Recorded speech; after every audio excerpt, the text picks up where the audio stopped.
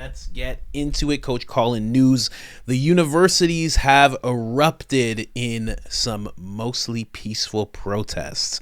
These ones actually are a little bit more peaceful than the predecessors, which were the BLM protests slash riots slash quote the summer of love. But I'm starting to notice that it's pretty much the same tactics. Still a little sick. Hold on.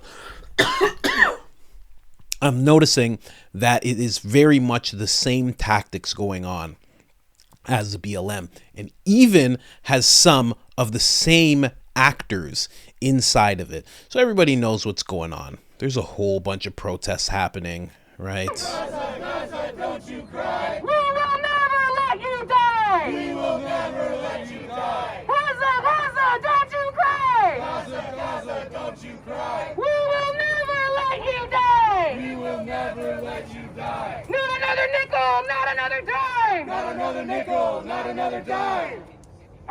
Wait. She forgot she's like, wait. But if you notice, same tactic. See, at least with the BLM riot protest, it made sense to wear masks. Now we're in 2024. We're soon to be in 2025. Still all these people who are spearheading this thing, all masked up. All of them. From the media that's there to the people who are running it. All of them, all masked up. That's exactly how BLM went. Very, very, very similar. I'm just showing you some protests to also show you something that's very similar. This is going on in France. This is not America. This is France. Check this out.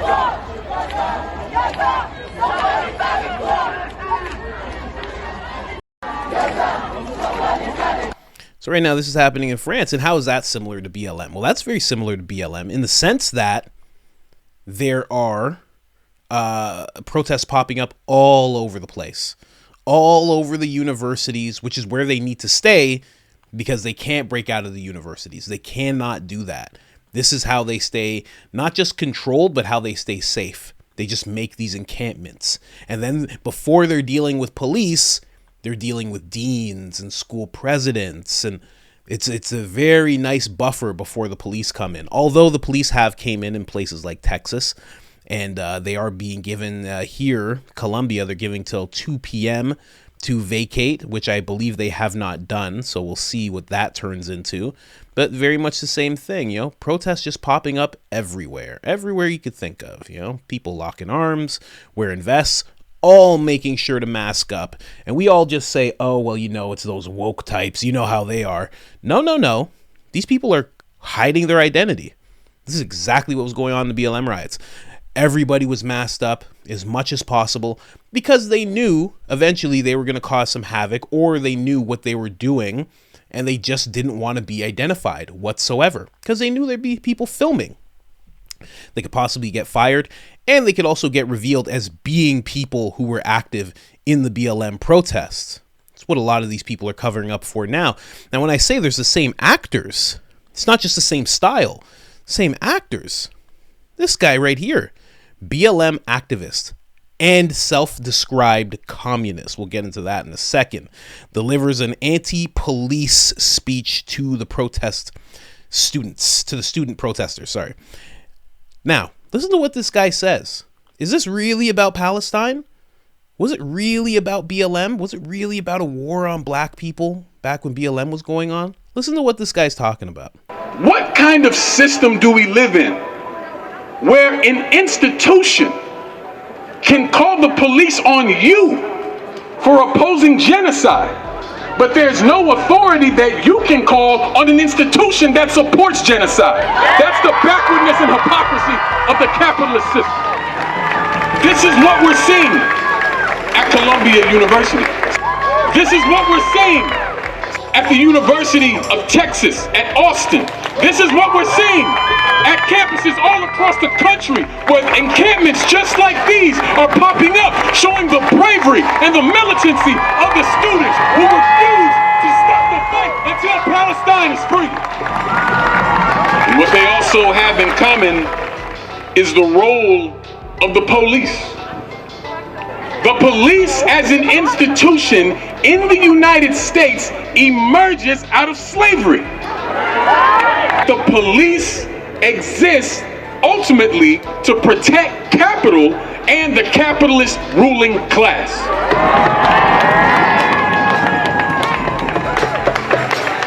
The police like to say that they're here to protect and serve. But what they're protecting is the property of the rich, and what they're serving are their interests. They're not protecting and serving us. We will stay in the streets. We will stay in the fight. We will not be cowards. We will stay in the struggle. We will strengthen our solidarity. We will build the movement, and we will keep on and fight on and march on and chant on until Palestine is free. Free, free Palestine! Now, this is something I've brought up many times before, is that the deans of the school body, their city council, their state, their governors, they have no control over what goes on in Palestine. They have no control in what Israel does. They have no control whatsoever. And I know a lot of people think, well, I mean, what about the funding? What about the Israel funding? Well, guess what? Israel can keep trucking on if they stop receiving funding. This is not Ukraine where they'll just stop. It's not only America that they receive aid or funding from. Just so you guys know, that's not a thing.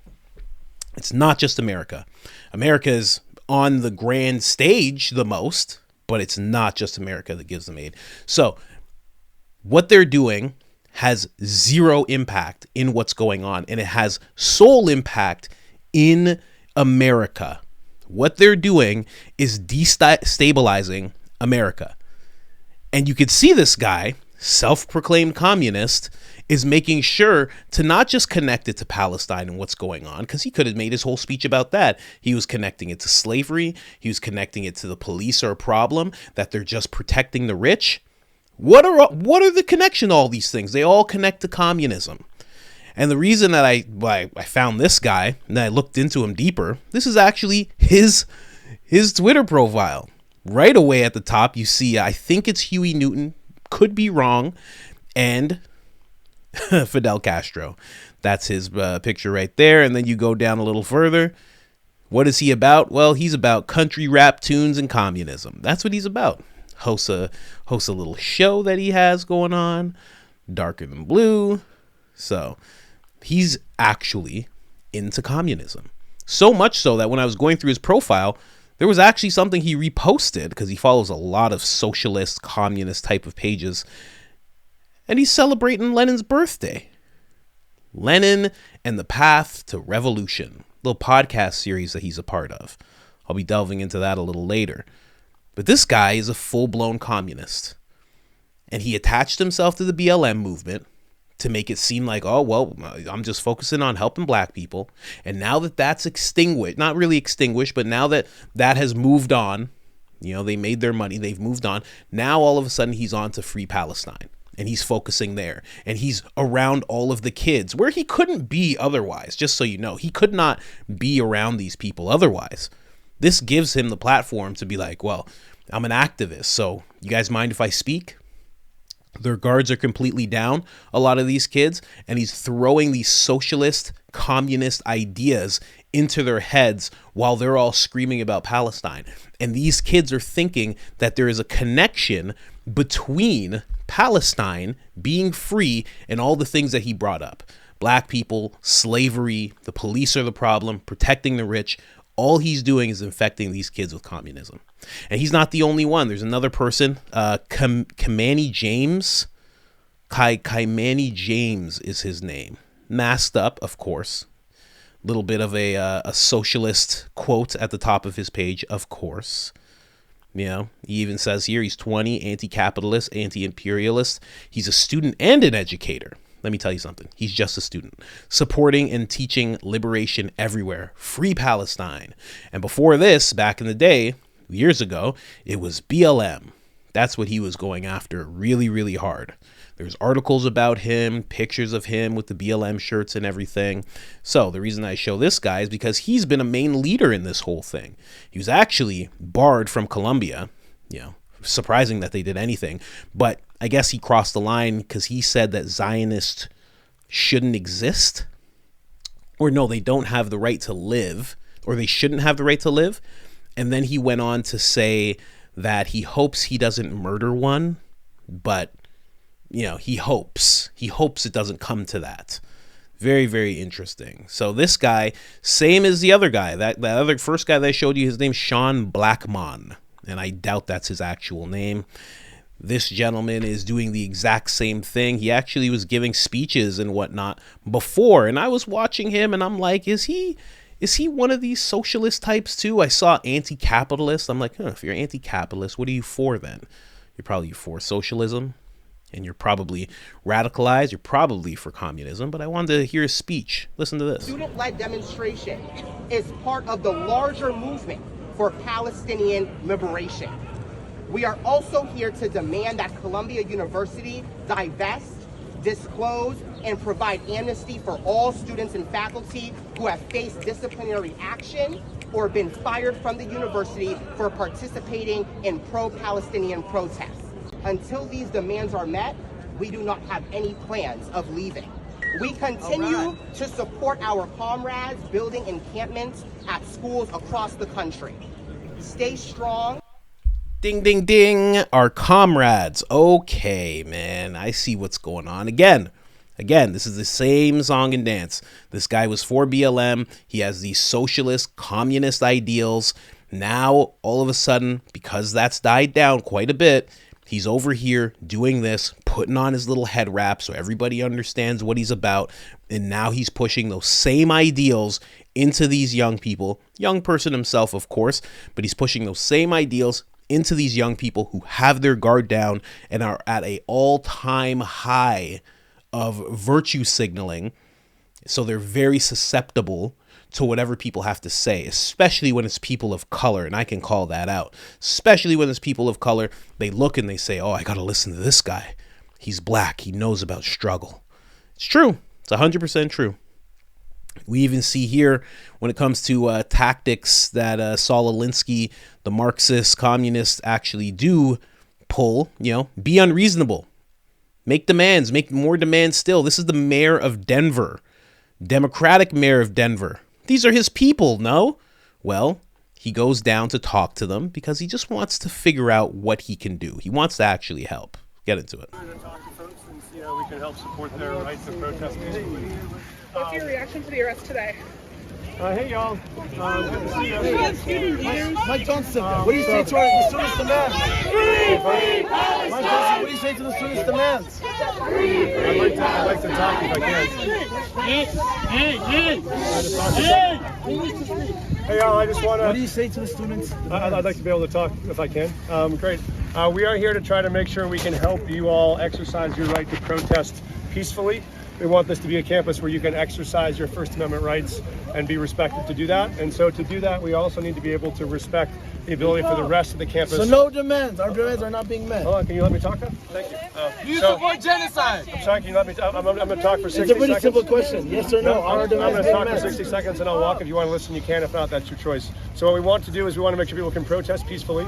We also have to have a campus that can continue to operate here. So our ask is we need you all to be able to pull down the tents. That is against the campus policy. You can continue to protest peacefully here once the tents come down. We have no desire to make any arrests for anyone. We want them to be able to protest. If the tents can come down, I need to finish talking, please. If the tents can come down in the next 30 minutes, we need you all to do that. The tents can be removed from the campus. You continue to protest peacefully. If the tents do not come down, then we would need to remove those from. We have no desire to make any arrests. It's more of the same. We do need to be able Our to demands remove are those not being tents. met. What does that mean? I have no capacity to meet That any means of you're your saying demands. right here. I don't oversee this campus. That means you're saying a question that you can't. We'll be happy to help you. Right Thank here. You fucking fascist! We're teachers and students out here! We're teachers and students! You were fucking one of...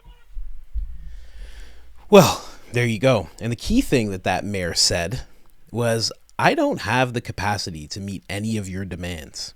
And that goes for the student president, the president of the school, the deans, the teachers, The law enforcement, city council, the mayors, the governors, none of them have the capacity to meet these demands. And that's why they're making these demands. That's how it was with BLM. Although BLM, geez, they got that one demand of defunding the police, and that has wreaked havoc all over the country. They got that one demand met, which is wild, but it still wasn't enough. And it's never enough, because that's one of the tactics and rules for radicals. You have to keep pushing. You cannot be reasonable. The thing is never the thing. Meet our demands. I just want you to take down the tents and you can continue to protest as you are. Yeah, well, not enough. Then somebody says, what about the people who have been arrested already? See, they're looking for you to cause a ceasefire in another part of the world.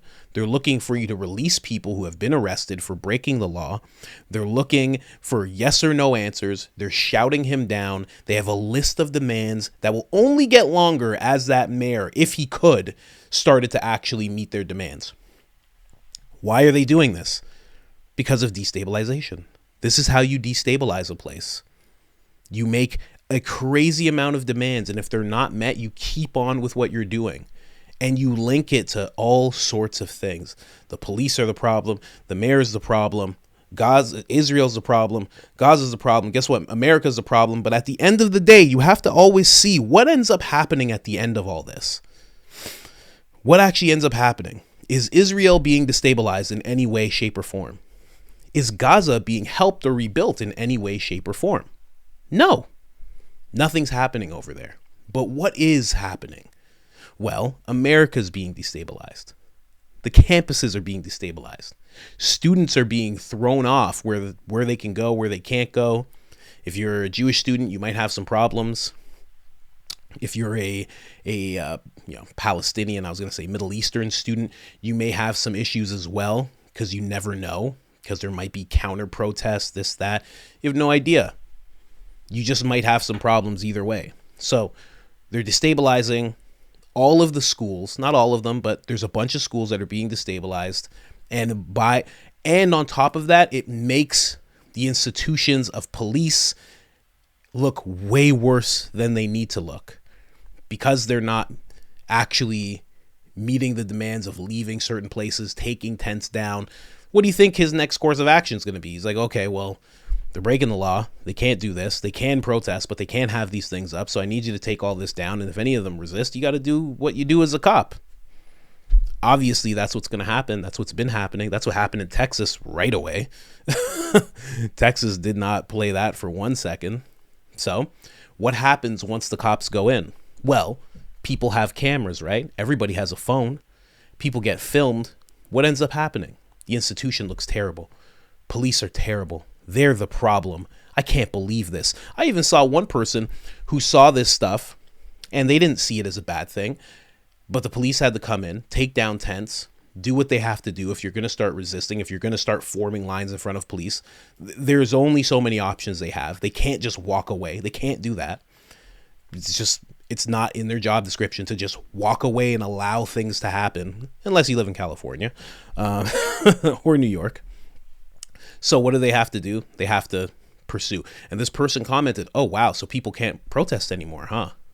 I was like, that's what it starts to look like. And they want it to look like that. These are all tactics that have been used for years. Then you even have governments. Miss Omar, Congresswoman, even she is chiming in on this whole thing. Do you think this will translate to the Jewish students who are facing anti-Semitism here on campus? So I actually met a lot of Jewish students that are in the encampment, and I think it is really unfortunate that people don't care about the fact that all Jewish kids should be kept safe, and that we should not have to tolerate anti-Semitism or bigotry for all Jewish students, whether they are pro-genocide or anti-genocide. Daniel Katz. So passive aggressive, whether they are not pro-genocide or whether they are pro-genocide. Either way, just so you know, I'm backing up everything that's going on in terms of this destabilization, and I'm saying that this is a genocide. Even the government is taking sides, which, again, is something that did happen in BLM. You know, the mayor of Chicago saying this is just the summer of love. These are not riots. These are just gatherings. They're not at fault. We will defund our police. Don't worry. They started giving in. The same thing's happening now. Because again, all that's happening is a big destabilization of the country. If you look here, this is very interesting. Everybody is bowing. They're praying because, Palestine, synonymous with Islam. So right now they're having almost like a ceremony. They're doing that whole thing. So right now a lot of people are doing something that was very similar to BLM. I don't know if you noticed what is very similar about this with BLM. This is just like taking a knee. The exact same thing. They need you to submit. You are going to submit. This is actually Justin Trudeau taking a knee. But everybody knows. Everybody was taking a knee. Soccer players, right? And at first it was connected to police brutality. You took a knee, right? The thing is never the thing. Then it became this way of you submitting. You had to submit. I remember going to one of these protests back in the day and somebody trying to yell in my face because I'm press. I'm just there filming. I want to see what's going on. Someone's trying to yell in my face. Small white woman yelling in my face, has to point up at me. Take a knee. Get on your knee. I'm like, this is amazing. You're so caught up in this, you don't even realize that you're looking at a black person yelling at them to get on their knees. I'm like, okay, I'm not doing it. Get away from me. But there was a whole bunch of people that were doing it, right? There's even the picture that is famous of Nancy Pelosi wearing African garb, taking a knee, Justin Trudeau again, tennis players, everybody was submitting to this whole thing. And now they're looking for the same thing. And they're going to connect it to respect to Islam. If you want to be respectful to the religion of the people who are dying. And, it's the same thing. These tactics, man. And again, just like every single protest in BLM, there were many people who had good hearts who just wanted to show support. Maybe they had a bunch of black friends. Maybe they had friends or that were victims of police brutality. Maybe they, whatever it is, or gun violence, whatever. So they were there to show support. There's some black people who were there and they were like, this reminds me of the Million Man March. And, it's great that we're getting out here. And they were in complete good faith. There was many people like that. And then there were many people who were not. And I think it's the same thing when it comes to what's going on here. There's probably some people who are really in good faith. They don't want to see anything bad. They're not yelling anything terrible about Jewish people. They're not yelling death to America. They're not doing any of that. But there are a lot of bad faith people that penetrate and get inside and completely pervert the movements into something else. Here's something else that looks very familiar. When you're going after statues, remember that whole thing? Remember going after statues? Here's a little different. They can't tear this down because, none of these guys had and none of these figures had anything to do with Palestine, right? They never did anything to the Middle East, So all they can do is raise flags, take down American flags, raise up Palestinian flags. That's exactly what's happening here in this image. Very much the same. Very, very much the same. And we also have this. Remember this fun stuff, vandalizing monuments for no reason other than you want to. There's a woman actually trying to stop her in this, but yeah, she's just running around spray painting, then throws her spray paint off, completely masked up so no one can realize who she is. 100%. Doesn't matter if you film her, nothing. Flipping people off. It's all the same stuff. That's why I try not to get pulled into this whole thing too much. I like to hear people's sides of it. I like to stay updated with what's actually going on in that area of the world, but I don't report on it all that much because I can see that there are too many similarities to BLM. There's too many similarities to Marxist tactics, and I can see that it is mirroring exactly what happened before. And I knew right away, and I was able to call it out as a black person. I was like, I don't see black people getting helped throughout this whole thing. And there's so many protests and there's so many riots and there's so much fire. And I was like, this is not good for people in the inner city. And it ended off with so many businesses being boarded up, smashed, all of that stuff. And on top of it, people in urban areas wanted more police presence or the same. I think it was about like 70%, 80% wanted either more police or the same, and what they got was less. And it ended up helping nobody. So I can see right now that all this stuff that's going on, it's going to end up helping nobody. These schools aren't going to be better off after this. If this spills into the streets, which it already has in some places, those streets, those areas are not going to be better off for this. It's causing nothing but division. So keep in mind, every time you see one of these people protesting, you never know. They could be a BLM activist or a self-described communist. Anyway, just wanted to show you guys that. I'm just making a couple connections as I'm watching these scenes unfold, and I just wanted to bring that to you guys. I don't even know what I'm going to call this video, but either way, like, subscribe, share. It helps tremendously. And other than that, I'm out.